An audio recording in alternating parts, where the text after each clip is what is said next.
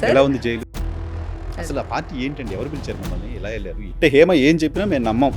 నమ్మకండి. పేరు మార్చుకుని వెళ్ళిన హేమ ఆడదానికి పుట్టడమే పాపం అంటారా అయ్యో, సార్? అంత పెద్ద మాటలు. సోషల్ మీడియాలో ముసుగేసుకుని ఎవడో ఏదో రాస్తా ఉంటాడు సార్, అది వేరే. Known organisations, known personalities. నేను నిర్దోషిని ఇంత చేయాలా అండి?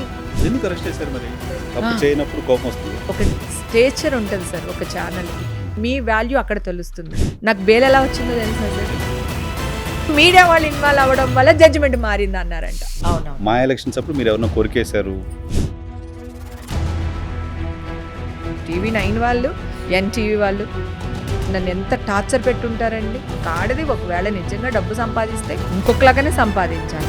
అంత భయం ఉందండి మీడియా అంటే? చూడండి, పచ్చిగా వెళ్ళినాయండి అన్ని.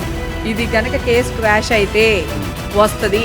సో ఇండస్ట్రీ వైపు నుంచి మద్దతు ఎలా ఉందండి? మెంబర్షిప్ కూడా హోల్డ్లో పెట్టుకోవాల్సిన పరిస్థితి. చెడు చేసి ఉండొచ్చు, ఈ వర్షం తీసుకోవాలి. ఇవ్వలేదు. ఇమ్మీడియట్ గా తీస్తారు. చిరంజీవి గారు వాళ్ళ మనుషుల చేత కౌరుకుంటారు. పాలిటిక్స్ వైపు ఉందా ఏమన్నా? రాజకీయం అంటే ఇష్టం, ప్రజలతో ఉండాలంటే ఇష్టం. సినిమాలు చేస్తూ రాజకీయాలు కూడా చేస్తుంటారు చాలా మంది. ఏమో 1 year అవ్వచ్చు, 3 years అవ్వచ్చు, 2 years అవ్వచ్చు. నా మైండ్ సెట్